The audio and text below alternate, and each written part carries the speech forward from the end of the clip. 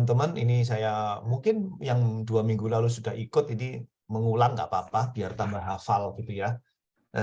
Masih ingat kemarin hari Rabu atau Kamis talk series yang ke-14 kita sempat PNPPI talk series yang ke-5 tahun 2022 kita mengadakan di hari apa ya kemarin Mas Agus itu Rabu atau Kamis ya? Kamis hari Ibu. Ya, hari Itu Ibu, Pak.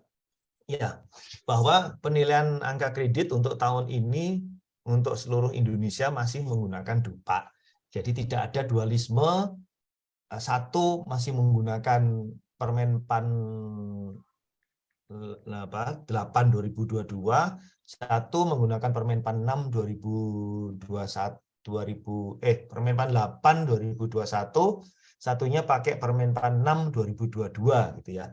Nah, kita masih pakai Permenpan 8 2021.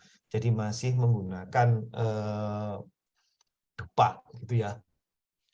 Baik, teman-teman, untuk memahami lebih lanjut mengenai materi ini, bukan lebih lanjut ya, sebelum teman-teman memahami materi DUPA, seharusnya teman-teman sudah mengikuti materi-materi ini, seperti harus sudah tahu menyusun SKP, harus sudah tahu menyusun lampiran SKP, harus sudah tahu menyusun laporan kegiatan perencanaan yang ada 5 subunsurnya itu ya. Juga harus sudah tahu subunsur kegiatan penunjang, sudah tahu kegiatan profesi. Nah, ini sekarang masuk ke DUPA dan cara pemberkasannya. Jadi Bapak Ibu, teman-teman semua, ada 5 yang harus sudah dipahami. Ini Bapak Ibu ya, ada 5. Ini 1, 2, 3, 4, 5. Jadi barulah Bapak Ibu bisa menyusun DUPA gitu ya. 5 hal ini sudah harus Bapak Ibu pahami, yaitu menyusun SKP, menyusun lampiran SKP, menyusun laporan kegiatan perencanaan, ada 5 itu, laporan kegiatan perencanaan ada 5, kemudian mengumpulkan bukti fisik kegiatan penunjang, dan mengumpulkan bukti fisik kegiatan profesi ya. Baik Bapak Ibu, untuk yang JEP pertama atau muda yang mungkin hasil penyetaraan atau mungkin baru jadi JEP setahun ini, saya kasih clue aja. Kegiatan profesi itu yang dinilai adalah produksi. Ingat-ingat C-nya aja. Profesi itu kegiatan yang dinilai bukti fisiknya adalah produksi. Lalu kegiatan penunjang yang dinilai itu adalah orang ya, sama-sama ang-nya, penunjang orang. Yang dinilai itu adalah aktivitas orangnya penunjang. Kalau profesi yang dinilai itu bukti fisik dari produksi. Kalau penunjang itu bukti fisik orangnya. Jadi misalkan sebagai pemateri itu penunjang ya, itu pemateri itu berarti sertifikat bahwa yang bersangkutan, surat keterangan dari penyelenggara bahwa yang bersangkutan itu adalah pemateri itu ya, berarti penunjang. Kalau profesi itu produksinya ya, itu ya. Ini Bapak Ibu harus paham dulu ini. Nah, ada dalam penyusunan DUPA Bapak Ibu ada 3 variabel yang penting, yaitu Bapak Ibu sendiri, teman-teman sendiri sebagai pelaku DUPA gitu ya. Teman-teman sendiri sebagai pelaku DUPA. Kemudian substansi DUPA dan langkah-langkah menyusun DUPA ya. Ini ada 3 variabel yang menjadi pengaruh pentingnya menyusun DUPA. Oke, mekanisme penyusunan DUPA ya, langkah-langkah penyusunan DUPA ini kita masuk ke materi ini Bapak Ibu ya. Kita masuk ke materi ini, itu langkah-langkah DUPA itu terdiri dari ya pada proses pertama pada Januari tahun jadi ibaratnya kita sekarang sekarang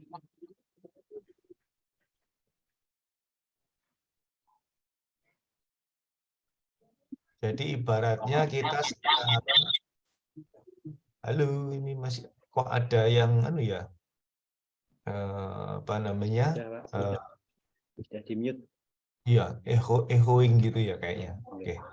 Jadi kan tanggal 10 Januari tahun depan 2023 Bapak Ibu menyusun bukti fisik, mengumpulkan bukti fisik dan dupa ya. Itu isinya adalah satu SKP tahun 2022 yang seharusnya sudah disusun dan ditandatangani oleh atasan langsung pada tanggal 31 Januari 2022. Ya, berarti harusnya sudah tanggal 31 Januari 2022 kemarin SKP Bapak Ibu sudah ditandatangani oleh atasan langsung atau pejabat yang berwenang, ya. Nah, kemudian proses kedua yaitu selama bulan Januari sampai Desember tahun 2022 Bapak Ibu melaksanakan kegiatan yang dikomitmenkan Bapak Ibu dalam SKP. Ya, melaksanakan kegiatan yang Bapak Ibu komitmenkan dalam SKP. Kemudian Bapak Ibu menyusun laporan dari kegiatan tersebut dengan judul yang sesuai dengan judul yang sudah Bapak Ibu cantumkan dalam lampiran SKP terhadap kegiatan tersebut. Ya, seandainya ada 10 kinerja utama yang ingin Bapak Ibu lakukan di tahun 2022, maka 10 kinerja utama tadi itu judul laporannya sudah Bapak Ibu tulis di dalam lampiran SKP. Sehingga pada proses yang kedua ini Bapak Ibu melaksanakan dua kegiatan sekaligus, melaksanakan dua aktivitas sekaligus ya. Yaitu di proses kedua ini ya, di proses 2 ini Bapak Ibu melakukan satu kegiatan sebagaimana dikomitmenkan dalam SKP. Kemudian yang kedua sekaligus menyusun laporan kegiatan perencanaan pembangunan sebagaimana judul yang sudah dikomitmenkan dalam lampiran SKP. Nah, gini ya Bapak Ibu, jadi ini dua ini. Ya di proses kedua ini Bapak Ibu melaksanakan kegiatan sebagaimana yang dikomitmenkan dalam SKP ya. Kemudian yang kedua sekaligus menyusun laporan kegiatan Renbang sebagaimana judul yang sudah dikomitmenkan dalam lampiran SKP. Nah, ini penting ya, penting Bapak Ibu. Ini tentu pada saat menyusun SKP ini penting ya bahwa kegiatan ya dalam ya jumlah kegiatan dalam 1 tahun itu tidak sama dengan jumlah laporan kegiatan. Jadi kegiatan Renbang di sini maksudnya kegiatan Renbang dalam 1 tahun itu tidak sama dengan jumlah laporan kegiatan Renbang dalam 1 tahun. Ya, ini penting banget, ini penting banget. Jadi jika dalam 1 minggu punya satu kegiatan, maka dalam 6 satu tadi. tahun kemungkinan Bapak Ibu punya yang dibuat masuk 40 minggu kali satu kegiatan sama dengan 40 kegiatan, ya, sama dengan 40 kegiatan dalam satu tahun. Namun ini tidak sama dengan, ya, tidak sama dengan bahwa Bapak Ibu terus kemudian bikin 40 laporan kegiatan Renbang, ya. Ingat banget ini, tidak sama dengan, ya, tidak sama dengan, ya, tidak sama dengan. Artinya Bapak Ibu Anda harus sesuaikan dengan hasil kinerja minimal per tahun sesuai jenjang jabatan JFP Anda. Oke ya. Jadi ini ya. Jadi dalam satu minggu punya satu kegiatan, maka dalam satu tahun kan kemungkinan Anda punya 40 minggu kali satu kegiatan atau 40 kegiatan dalam satu tahun. Nah, ini tidak berarti harus 40 laporan, ya. Nah, terus berapa? Ya kalau JFP pertama, HKM-nya, HKM min itu sama dengan 12,5 poin, ya. Dan HKM max-nya itu sama dengan 12,5 kali 150% kali 150% sama dengan 18,75 poin. Dan ini semua, ya, ini semua adalah dari kegiatan perencanaan, ya, bukan dari kegiatan profesi dan bukan pula dari kegiatan penunjang. Nah, ya.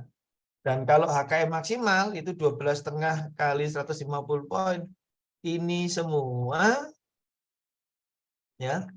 Maka yang ini semua maka yang 12,5 wajib dari kegiatan Renbang, ya, yang 12,5. Dan yang 18,75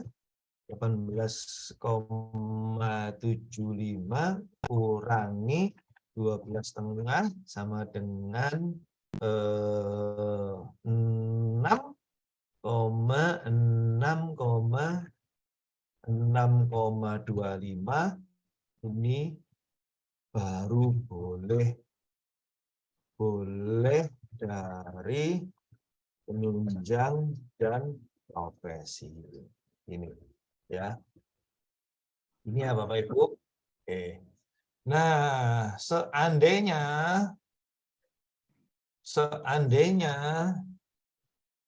andaikan satu laporan kegiatan Renbang JFP pertama tadi adalah, ya, sama dengan 5 poin, gitu ya. Maka dalam satu tahun si JFP pertama tadi cukup menyusun laporan sebanyak sama dengan berapa? Maksimal, ya, 18,75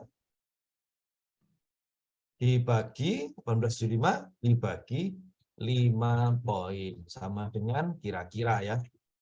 Kira-kira berapa? 4 laporan, Pak. saja dalam 1 tahun. Jadi meskipun punya 40 kegiatan, namun yang menjadi laporan ya, namun yang menjadi laporan hanya 4 kegiatan saja. Paham ya? Ya, nah ini paham, ini banyak banget, masih banyak yang tanya kepada saya ini, Pak, saya punya 40 kegiatan dalam SKP gitu ya.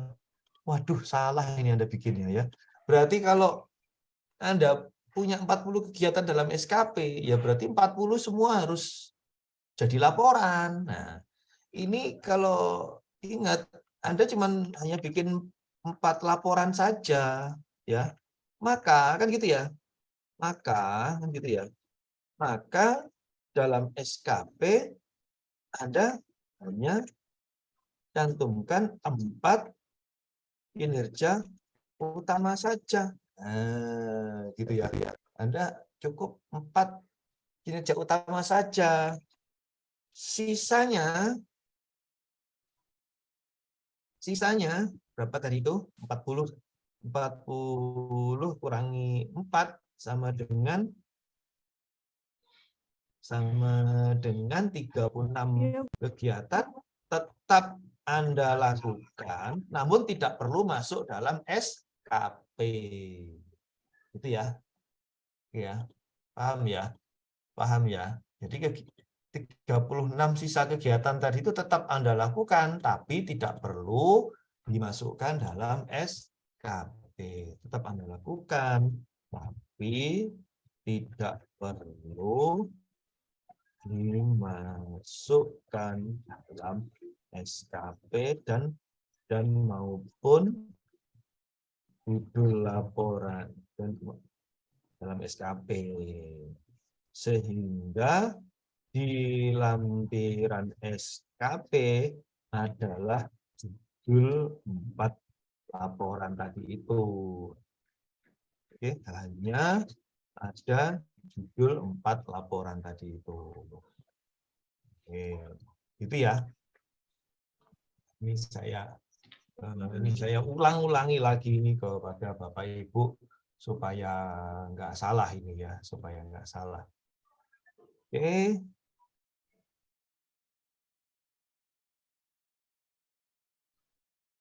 Ini.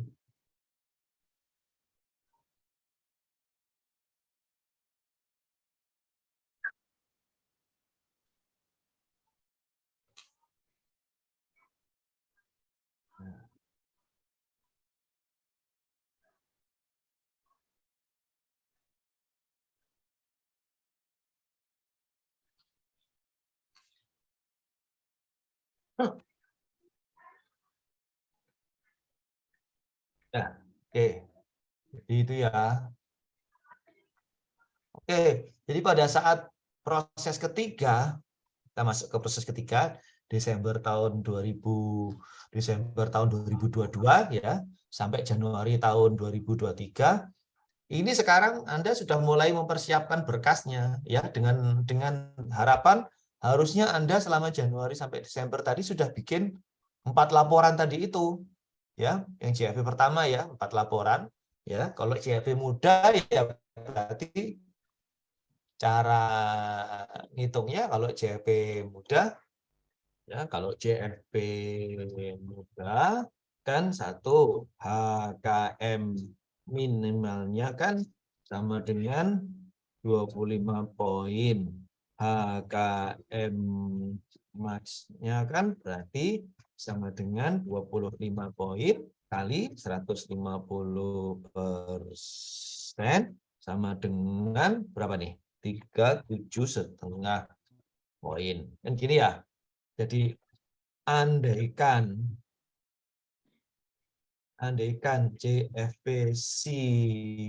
CFP muda tadi bikin 1 laporan bernilai angka kredit kumulatifnya sama dengan 5 poin, ya, maka CFP muda tadi cukup bikin itu kan ya, berapa? 375 poin dibagi 5 sama dengan berapa tuh? Sekitar 8 laporan. laporan kegiatan renbang saja dalam 1 tahun. Jadi meskipun dalam 1 tahun potensial punya 40 kegiatan, namun yang dibikin laporan kegiatan renbang hanya 8 kegiatan saja. Nah, 8 kegiatan inilah yang masuk dalam SKP dan judul laporannya masuk dalam lampiran SKP. Tahun berapa? 22. Gitu. Oke. Paham ya? Oke. Paham ya? Jelas ya?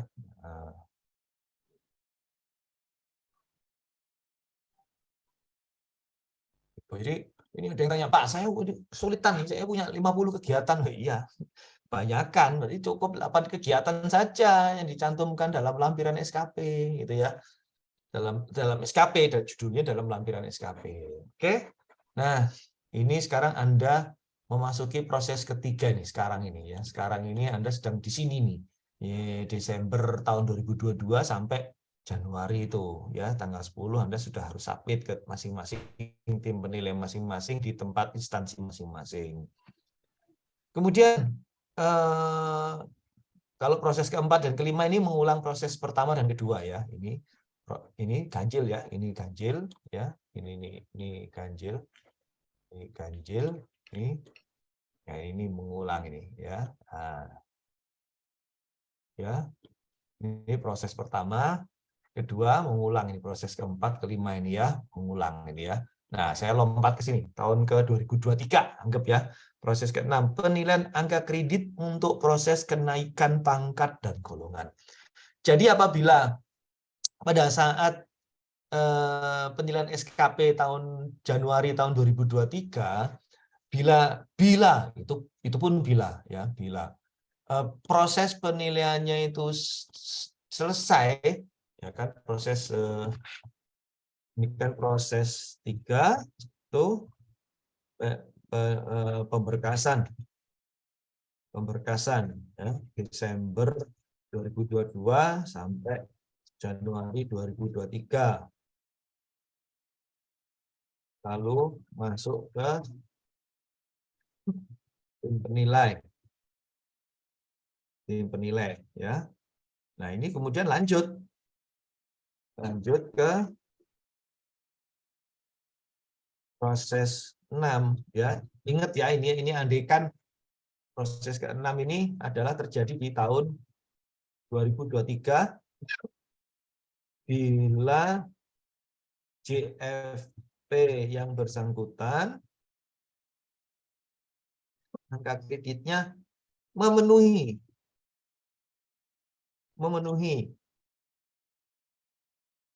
angka kredit minimal untuk kenaikan pangkat ya, maka paling cepat pada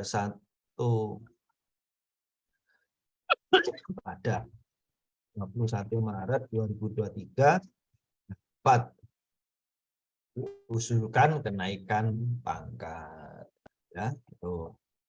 Ini dapat diusulkan kenaikan pangkat. Lanjut proses ke-6. Kemudian lanjut ke proses ke-7. Ya. Bila di tahun 2023 angka kreditnya memenuhi angka kredit minimal untuk kenaikan jabatan, maka paling cepat pada 31 Maret dapat diusulkan kenaikan jabatan dan sekaligus kenaikan jabatan. Oke, bila kebetulan angka kreditnya memenuhi angka kredit untuk kenaikan jabatan, maka paling cepat pada 31 Maret 2023 dapat diusulkan kenaikan pangkat dan sekaligus kenaikan jabatan. Plus, jangan lupa ujian kompetensi tulis ya bagi JFP pertama ke muda ya. Plus ya. Nah, kalau untuk JFP tambah HKM, penyusunan HKM, penyusunan policy paper yang dipublikasikan dalam jurnal ya untuk JFP muda ke Madya ya. Di proses ke-7 ini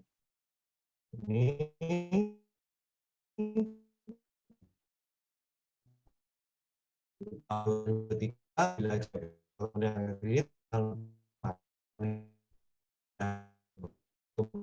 dapat diusulkan kenaikan pangkat itu ditambah plus ujian kompetensi tulis bagi JFP pertama dan pertama ke muda.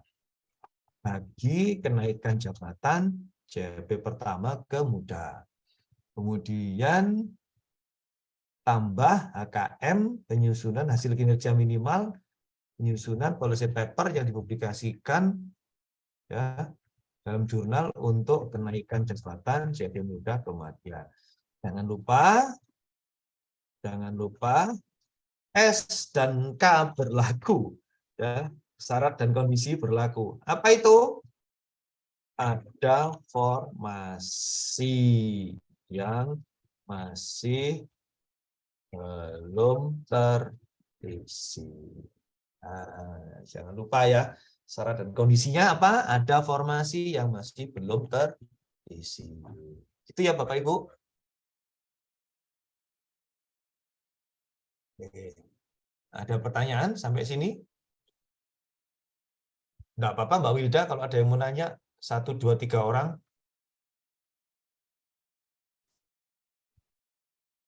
Battery 90%. Halo? Bu Wilda itu masih mute itu Bu Wilda. Oh iya, maaf. Kalau saya sih secara pribadi mau bertanya Pak, bagaimana kita bisa memastikan jumlah dokumen yang ada di SKP itu memang sesuai dengan penilaian kita Pak? Hasil yang kita dapat dari tim penilai. Itu kan sulit Pak. Oh, belum. Ini dulu aja. Ini dulu, prosesnya dulu aja yang ditanyakan dulu. Oh, prosesnya. Oke, Pak. Saya jelasin tadi udah paham belum, teman-teman? Oke. Kepada Bapak-bapak dan Ibu-ibu, kalau yang mau bertanya kami persilahkan ya. Nggak ada ya, udah jelas ya. Ada yang mau bertanya? Ya, kayak yang dilanjut ini Pak Randi. Ya oke, prosesnya dulu aja. Prosesnya dulu ini Oke. udah paham belum? Proses tadi itu ya. Oke, proses 1, proses 2, proses 3, kemudian tadi saya lompat ke proses 6 dan proses 7. Karena proses 4 dan 5 ini mengulang proses 1 dan 2. Ya. Oke, saya lanjutkan dulu. Mohon izin Bapak. Oh iya, gimana Ya, Mbak? silakan Ibu kalau ada pertanyaan dari Dari Eli Babalitbang Batang Ibu. Oh ya, Mbak Eli tadi ya, silakan. Kalau ini Pak Randi, Mbak Eli tadi Pak Randi. Ya. Bapak Nun Sewu, itu kan tadi ada syarat apa tadi? Ada profesi, ada penunjang, ada yang perencanaan. Kalau misalnya perencanaannya itu tidak perhitungan kita sudah sampai segitu, tapi kan penilaian Bapak seperti tadi pagi itu ada yang 30%, ada yang 60%. Kalau misalnya tidak memenuhi itu, apakah yang profesi sama penunjang itu tetap bisa dinilaikan, Pak? Udah bisa masuk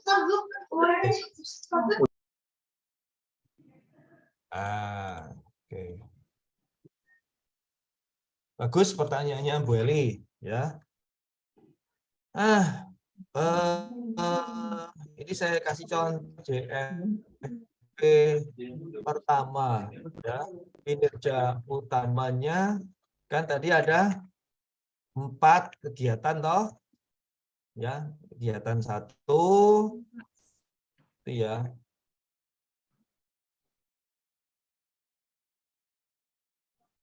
Kegiatan 1, kegiatan 3, kegiatan 4. Nah, ini nanti dikasih nama ini dalam lampiran SKP-nya, ya. Dalam SKP kasih nama ini, misalnya tercapainya fasilitasi pelaksanaan pramusrenbang dalam rangka penyusunan prioritas daerah dalam RKPD tahun 2022 itu misalnya, ya, sesuai regulasi dan standar, sesuai regulasi, standar, dan tepat waktu, itu kan. Nah, ini misalkan begini. Nah, ini kan tadi diasumsikan JFP pertama yang bersangkutan mampu membuat laporan kegiatan renbang sub unsur adopsi legitimasi kebijakan renbang, ya, dengan angka kredit sama dengan 5 poin. Asumsinya kan, asumsinya ini. Anda asumsinya mampu.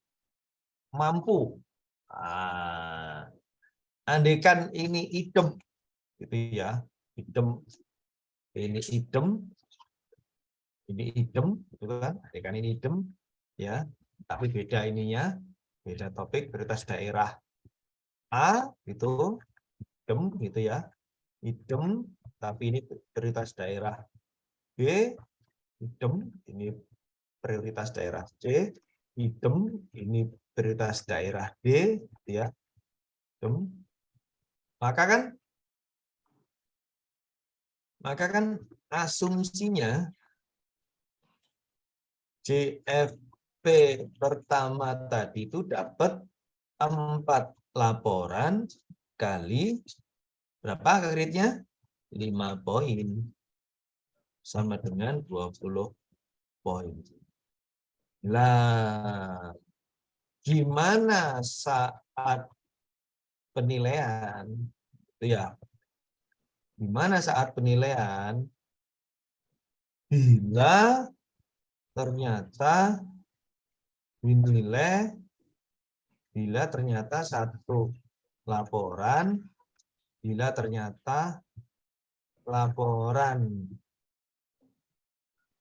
kegiatan A dinilai sama dengan 2. Nah, 2 poin. Ya berarti dapatnya Ya, bila laporan kegiatan A dinilai 2, kegiatan B dinilai tetap 5, kegiatan laporan ya, laporan kegiatan C dinilai ini C dinilai 5, kegiatan D ini dinilai 0. Ah, 0. Ya berarti dapatnya sama dengan 2 tambah 5 tambah 5 tambah 0 sama dengan 12 poin. Apa artinya? Kurang. Itu kurang dari HKM minimal sekalipun. Berarti strateginya gimana sekarang? Kan gitu toh strateginya. Strateginya. 1. Latih diri Anda menyusun laporan sebaik mungkin. Latih diri Anda menyusun laporan. Tanpa Sebaik celah. mungkin. Iya toh? Latih diri Anda menyusun laporan sebaik mungkin tanpa celah. Oh. Ya toh? Ini tanpa celah. Strategi yang kedua, tambahi komitmen Anda dalam SKP dari 4 kegiatan menjadi sekaligus 8 kegiatan, sehingga asumsinya Anda mengumpulkan angka kredit sama dengan 8 laporan kegiatan kali 5 poin sama dengan 40 poin. Buat apa? Buat jaga-jaga seandainya laporan Anda tidak sempurna.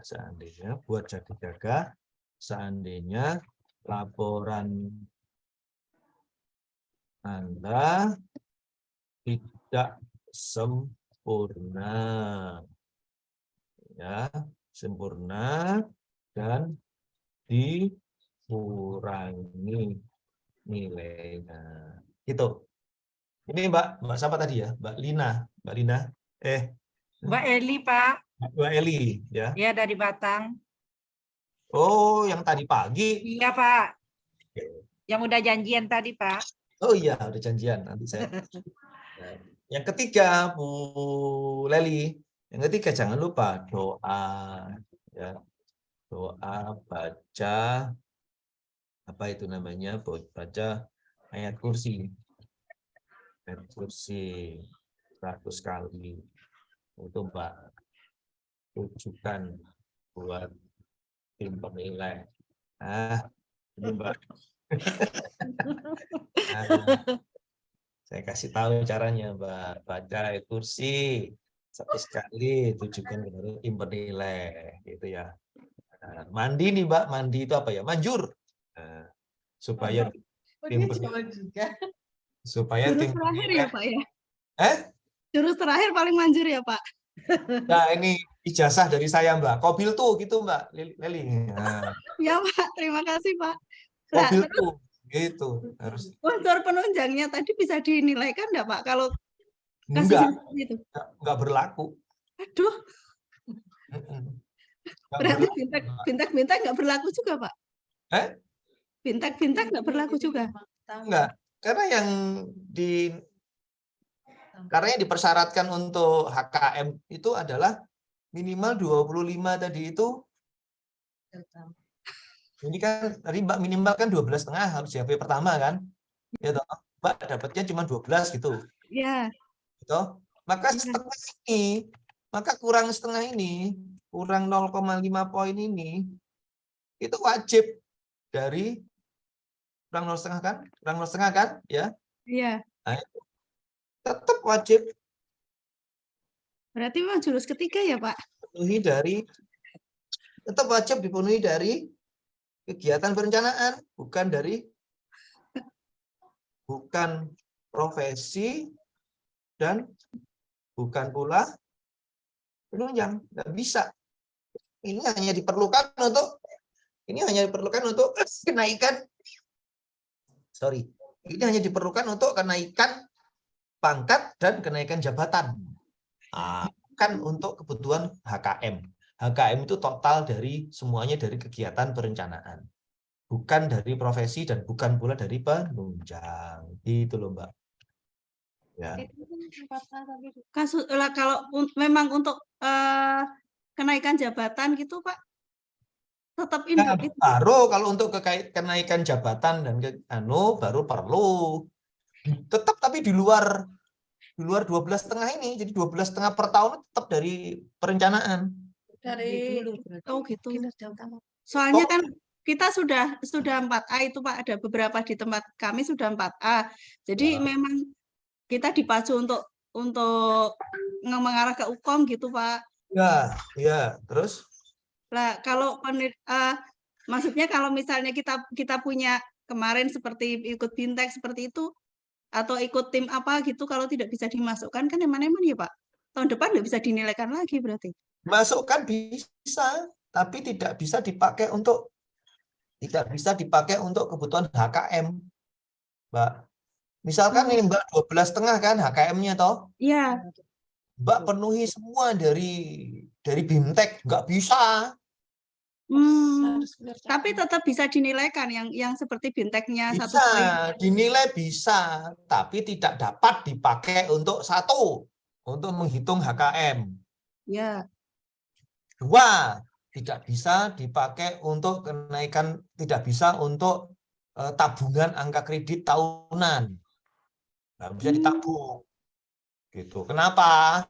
Karena akan hangus. Orang kebutuhannya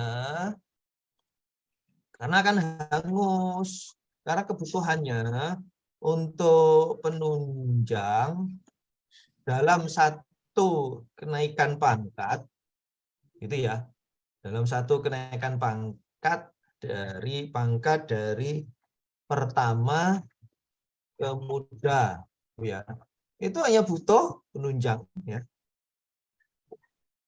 Penunjang dalam satu kenaikan pangkat JFP pertama ke muda itu hanya butuh, kalau nggak salah ya, saya mohon maaf kalau saya lupa ya, 6 poin, Mbak. 6 poin kalau nggak Itu salah. bukannya pengembangan profesi yang nampak. Kalau nggak salah 20% itu ya, Pak. Kalau Kira-kira. profesi yang persen. Yang persen ya. Ya. Iya, 6 Pak, 6.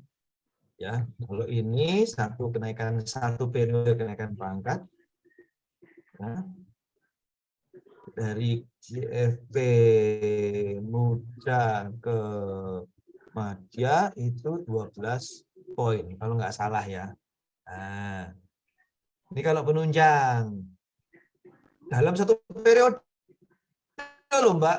Jadi kalau Mbak siapa tadi, Leli ya, Mbak Leli kan pertama nih mau naik pangkat nih, Leli mau naik pangkat, nggak perlu Mbak Leli untuk naik pangkat, tidak diperlukan. Mbak Leli untuk naik pangkat nggak butuh kredit dari penunjang. Tapi kalau kenaikan, ini salah ketik ya. Tapi kalau kenaikan jabatan,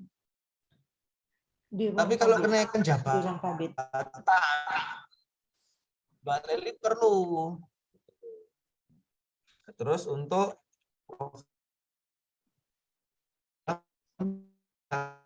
periode kenaikan jabatan dari pertama ke muda itu 20% dari tambahan 50% di luar HKM. Paham ya? Ini Pak, 20%. Jadi kalau di luar HKM, kan HKM-nya kan, jadi HKM-nya kan 100% wajib dari unsur perencanaan. Nah, kan tadi 100, boleh 190% kan?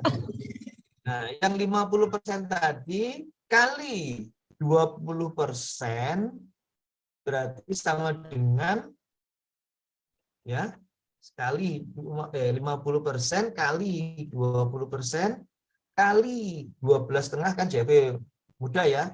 Nah, ini berapa namanya? Bentar ya. 50% 12,5 kali 50% kali 20%, nah, 1,25 poin saja yang diperlukan. Sedikit sekali ya, Pak. Lah, makanya saking nggak bergunanya kegiatan profesi. Gitu loh, Mbak. Jadi percuma Mbak bikin makalah sebanyak-banyaknya, orang nggak dipakai kok. Ya, gitu loh. Nah, ini kalau itu, udah kebanyakan ya. Saya takut si Zoom-nya delete otomatis. Ini saya pindahin dulu ya. Ini saya pindahin dulu ke mana ini? Atau saya pindahin ke ini aja dulu. Oh, ini saya takut ini delete otomatis ini. Zoom tuh jahat sekarang ya, nggak kayak dulu. Izin Pak Randy. Ya. Jadi ada yang ditanyakan Pak. Izin. Tunggu.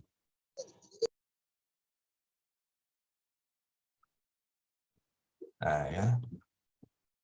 Ini ya. Nah, ini. Tunggu Mbak. Mbak. Sampai mana tadi? Nah, ini ya. Yang keempat ini ya. Yang keempat, ini kebutuhan. Ini kalau penunjang. Ini kalau profesi. Ya.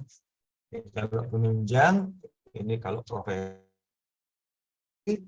Ini kan 25. Nah, 25. 25 kali 50% kali 20%. Nah, 2,5 poin saja, Mbak. Ini. Oke, ya silakan nanya, Bu tadi itu siapa? Terima kasih Bapak. Dari mana Bu? Udah paham ya? Ya, dari mana Ibu? Ya, izin Pak bertanya, kalau melihat tadi formasi persentase untuk unsur kegiatan kinerja utama, penunjang dan profesi, untuk yang fungsional perencana yang melalui penyetaraan, klaim angka 25 poin itu apakah dimasukkan di unsur kinerja utama ya Pak ya?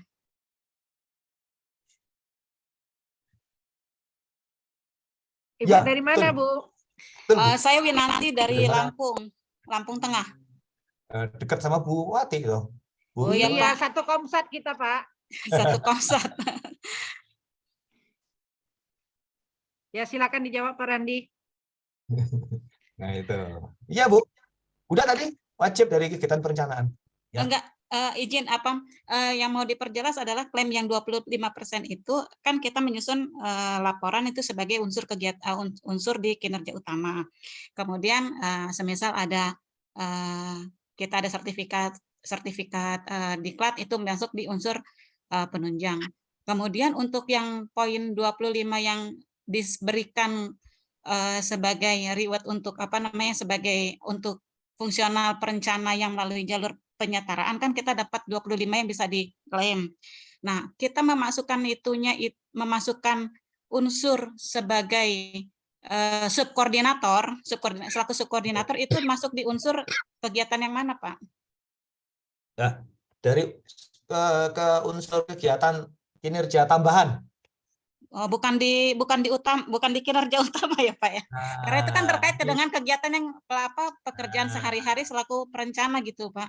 Ingat ya, ini saya ulis lagi.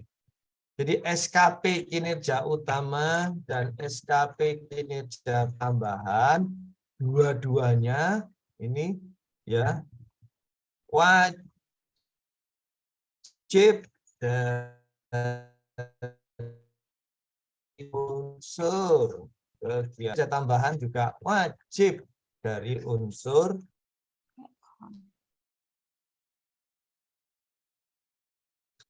kegiatan juga. Jadi kegiatan unsur profesi dan unsur penunjang tidak perlu masuk dalam SKP baik sebagai kinerja utama maupun sebagai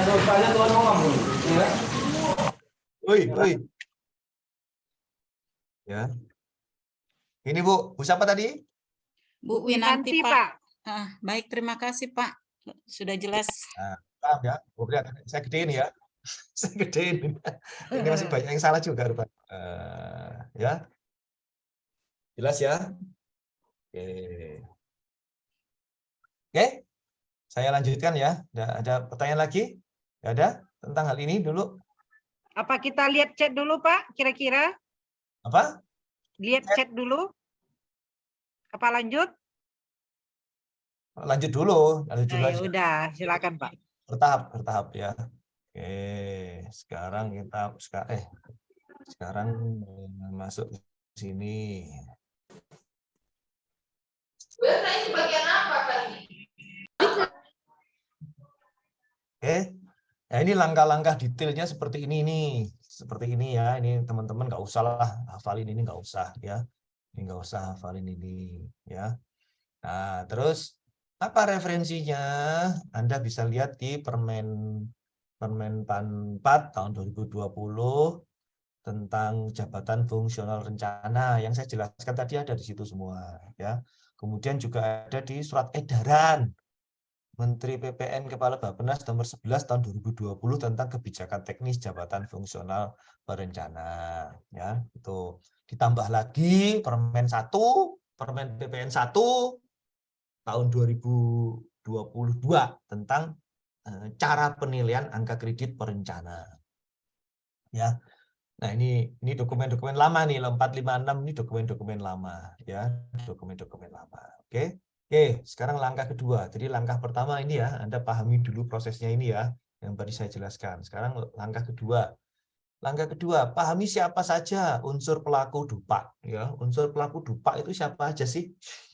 Yang pertama adalah pejabat perencana yang bersangkutan ini, Bapak Ibu ini, Anda semua ini ya. Apa tugas Anda?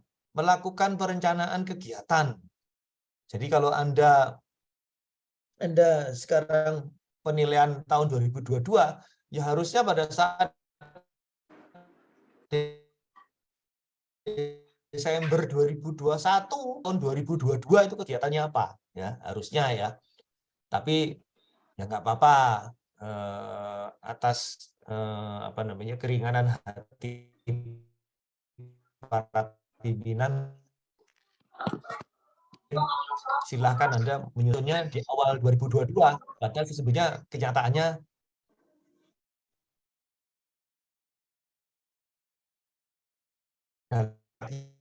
bukan sekarang, silahkan ya. Kemudian yang kedua, persiapkan penyelenggaraan kegiatan ya. Kemudian yang ketiga, melaksanakan kegiatan. Kemudian yang keempat, mendokumentasikan kegiatan. Yang kelima, menyusun laporan kegiatan. Nah, kan gitu ya. Jangan lupa mengarsip kegiatan dalam folder komputer masing-masing. Ya, yang ketujuh, bila perlu mengarsip kegiatan dalam folder fisik, di print out gitu ya, dan ditaruh di folder fisik gitu ya, dalam bentuk arsip.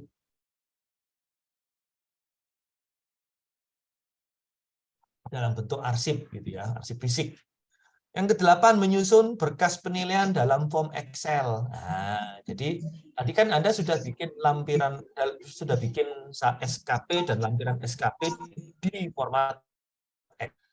Nah, itu Anda sebetulnya sudah bikin berkas penilaian gitu ya. Jadi ketika Anda sudah melakukan satu kegiatan, tadi kan contohnya JLP pertama tadi punya 4 kegiatan oleh tim penilai gitu ya, itu bikin 8 kegiatan.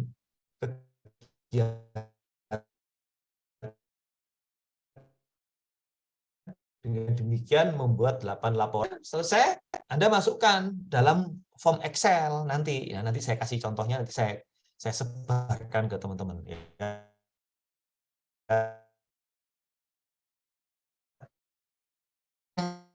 Menyampaikan berkas penilaian kepada atasan langsung. Jangan lupa, pada saat sudah diberikan kepada tim penilai, ya, Anda memantau perkembangan penilaian tersebut. Jadi nanti setelah tanggal 10 Januari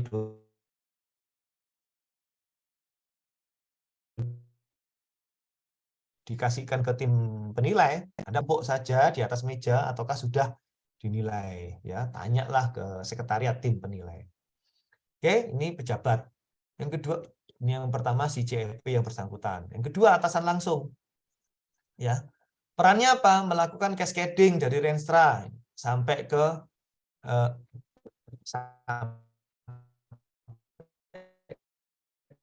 penyusunan SKP atasan langsung. Anggota tim penilai kredit, ya, dan menjadi anggota tim penilai kredit. Jadi atasan langsung ini ada yang menjadi anggota tim penilai, nggak apa-apa, cukup dia memverifikasi SKP saja. Kemudian yang ketiga, membantu atasan langsung dalam mengisi dan menilai SKP. Jadi atasannya gitu ya. Nah, itu terutama untuk yang golongan 4D ke atas itu dinilai oleh eselon 1 ya. Itu nanti membantu biasanya yang ya seharusnya yang menilai si eselon 1-nya, tapi biasanya didelegasikan kepada eselon 2 di bawahnya. Nah, di eselon 2 di bawahnya didelegasikan kepada Anda sendiri ya, yaitu. Keempat, melakukan verifikasi hasil penilaian atasan langsung. Kelima, menilai dokumen unsur pengembangan profesi dan unsur penunjang perencanaan bangunan. Ya, gitu. Kemudian berikutnya, pemimpin unit kerja, Biro SDM ya, kepegawaian atau Biro SDM. Pemimpin unit kerja SDM, Kepala Biro SDM, atau Kepala Biro Kepegawaian, atau Kepala Biro Kepegawaian dan Pengembangan SDM, gitu ya. Perannya apa? Menyampaikan SKP yang telah ditetapkan atasan langsung kepada pejabat yang berwenang. Ya. Kedua, mengajukan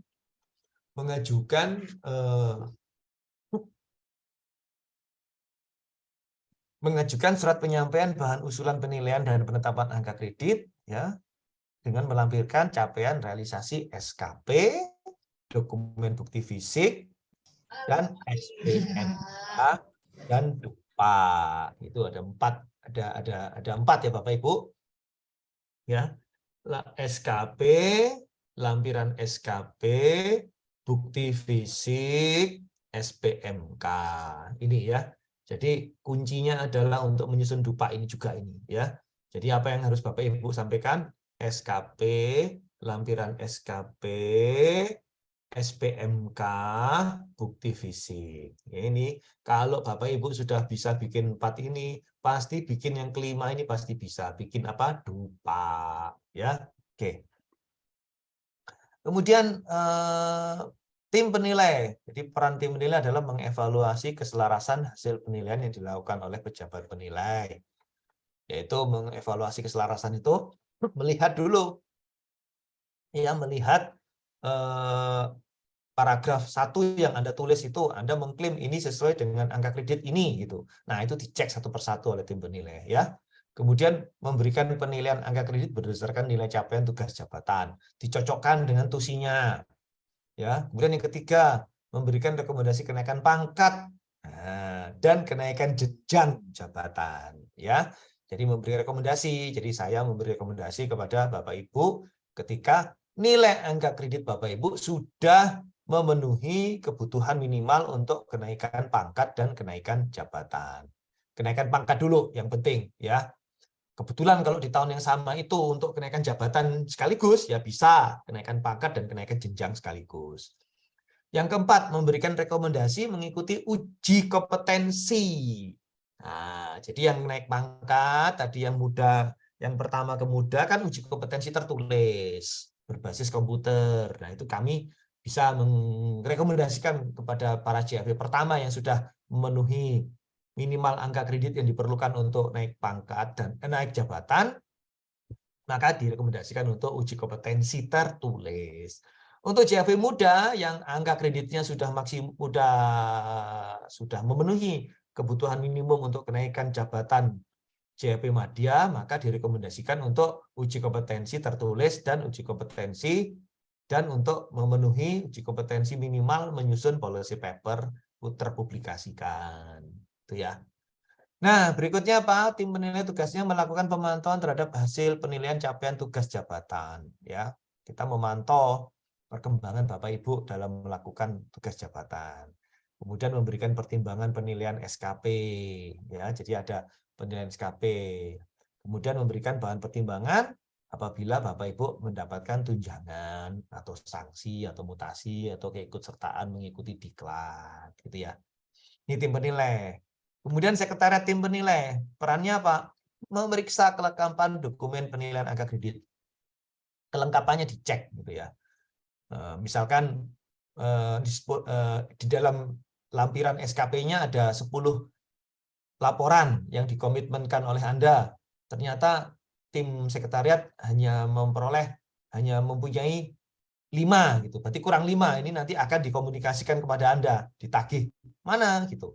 Nah, ketika Anda sekretariat memberikan feedback kepada Anda kurang secara fisik ini buktinya. Katanya 10, kok dikasih 5, kurang 5 gitu.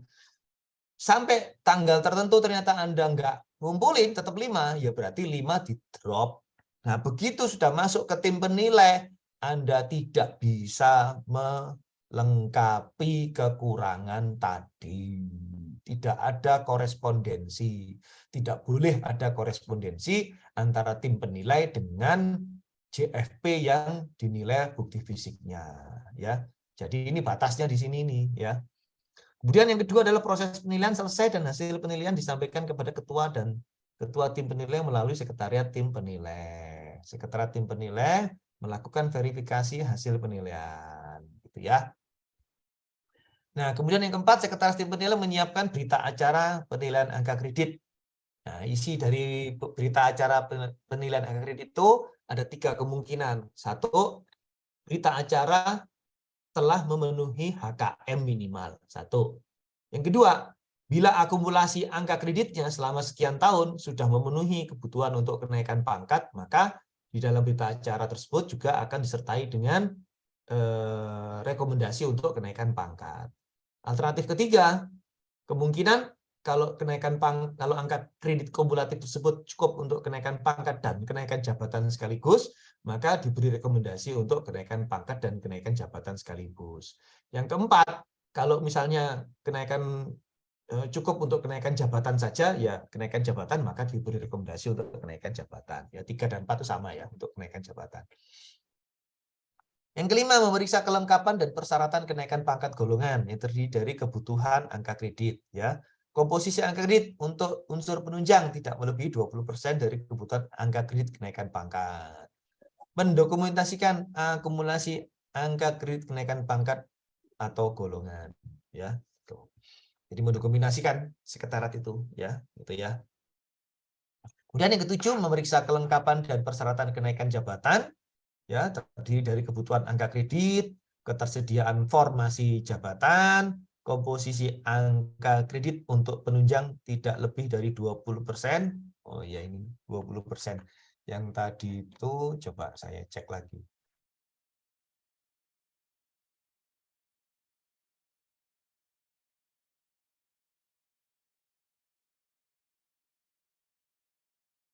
Ya, ini kebalik berarti ya. Ini profesi. Ini profesi. Kalau ini penunjang. Nah, ini balik ya. Ini ya, ini profesi, ini penunjang. Ini. Oke. Yang kebalik. Yang benar ya Bapak Ibu. Intinya apa? Intinya kecil ya. Kontribusi sektor penunjang dan sektor profesi pada kenaikan pangkat dan kenaikan jabatan itu kecil ya. Itu. Oke. Kemudian lanjut langkah ketiga. Sampai langkah kedua ini, Bapak Ibu, peran masing-masing tim. Ada yang mau tanya?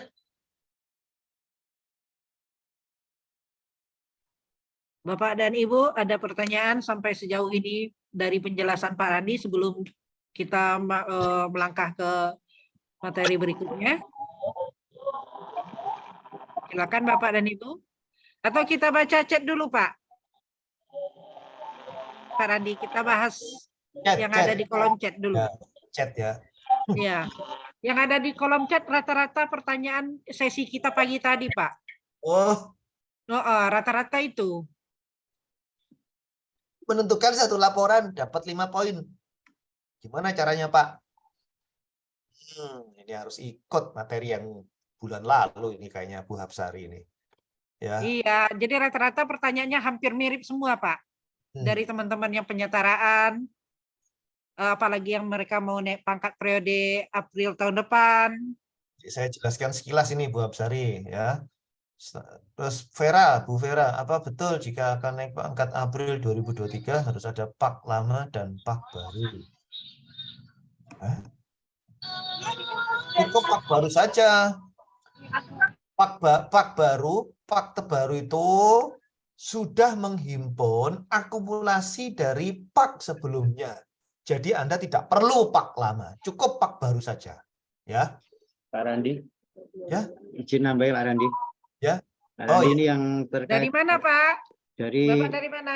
Dari Pak Agus Salim. Oh. Ini Pak Randi.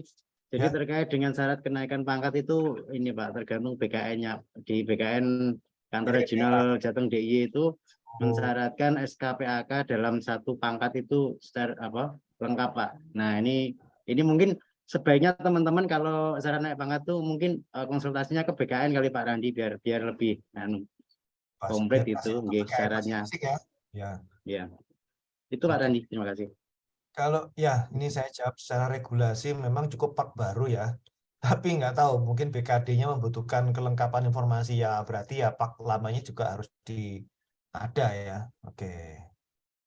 Karena saya baru pertama mengajukan penilaian pada Januari 2023 nanti. Oh iya berarti kan belum pernah punya pak ini Bu Vera.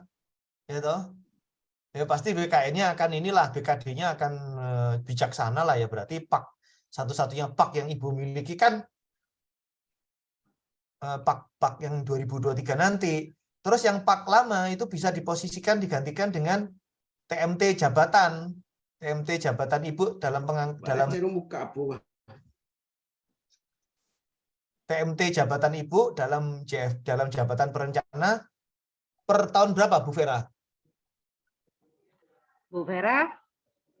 Bu Vera diangkat sebagai Bu Vera? September 2021. Desember. Berarti di situ ada angka kreditnya kan, ditulis di situ dengan angka kredit sebesar gitu kan ada ya di situ ya? Nol sih, soalnya dari CPNS. Oh, 0. Ya berarti Dari pak lamanya 0. Berlaku seperti pak lama. Jadi SK pengangkatan Ibu dalam jabatan CFP di situ disertai angka kredit. Nah, itulah pak lamanya, Bu. Iya, baik. Terima kasih, Prof. Jadi pak barunya nanti Ibu menunggu 31 Maret 2023 ya. Tapi untuk kejelasannya coba tanya BKD-nya deh ya. Seperti klarifikasi dari Pak Agus tadi ya. Ya, terima kasih. Bu Risma. Oh ya Pak Randi, saya ada titipan omongan nih dari teman-teman penyetaraan. Mereka kan begitu pelantikan sebagai fungsional perencana itu ada angka kredit 300, tapi tidak ada rinciannya, Pak. Apakah berapa di perencanaan, pengembangan profesi dan penunjang, Pak? Titipan omongan dari teman-teman, Pak. Itu otomatis semua adalah kegiatan perencanaan. Nah, gitu ya. Otomatis diakui sebagai kegiatan perencanaan. Oke? Oh iya, makasih, Pak. Jadi nggak perlu lagi dijembreng, didetailkan. Jadi kalau misalkan Ibu mau naik pangkat butuhnya 350 ya berarti tinggal nambah 50 saja gitu. Dan 50-nya harus dari kegiatan perencanaan semua ya. Oke, bagaimana yang penyetaraan dari jabatan struktural ke fungsional tahun 2021? Izin Bapak, Maksudnya apa? Izin bertanya Bapak, saya Syarah. Oh, Dari siapa? mana, Mbak? Ya, Siapa? dari Syarah, Jakarta, Bu. Ah? Izin Ya, bertanya. silakan pertanyaannya. Ya, Oh, nanti dulu aja, Mbak. ini terkait yang tadi, Pak, izin kalau di SK saya itu tidak tercantum bapaknya, Pak, izin. Jadi berarti nilai saya 0 ya, Pak ya? 0. Kalau nggak tercantum ya 0. Oh, baik. Terima kasih. Ya, terima kasih, Pak. Ya.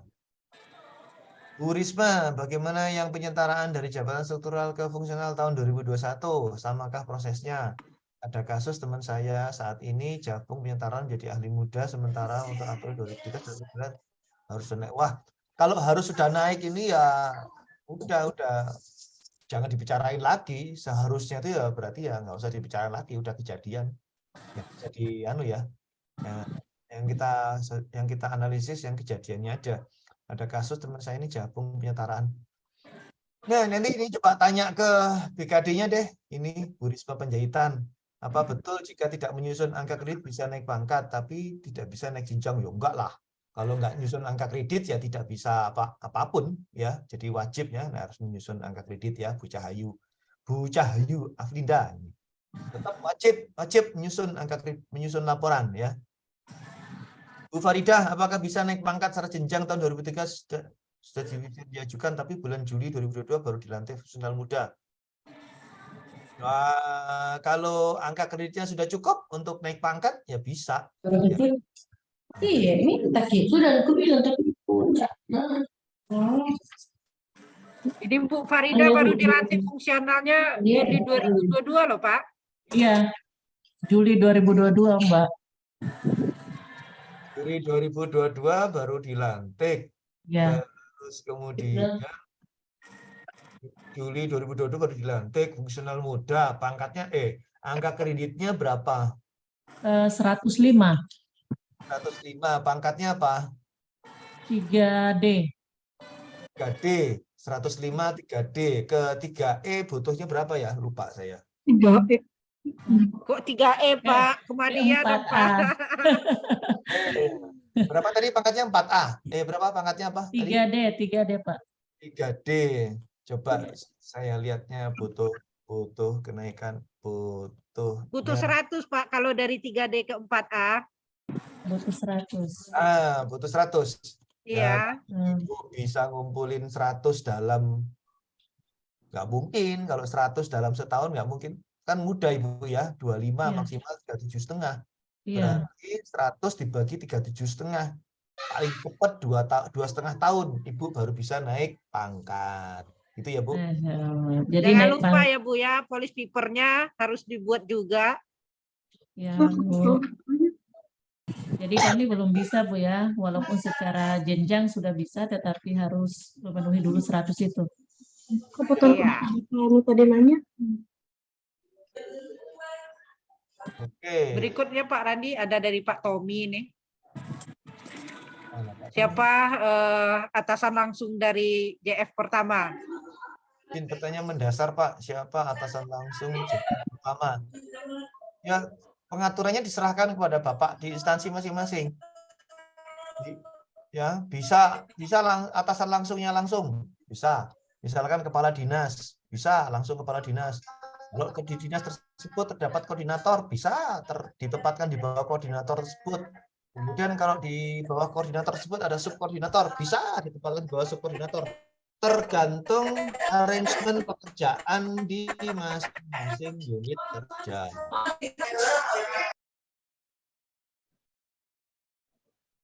Ya, tergantung arrangement pengaturan pola kerja di masing-masing instansi. Gitu ya, Pak Tommy. Oke, berikutnya.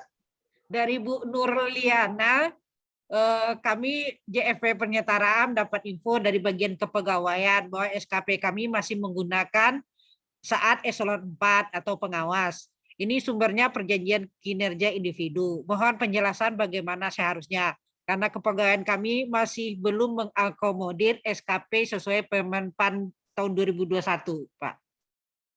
Ya nggak apa-apa. Permenpan 8 2021. Malah lebih enak.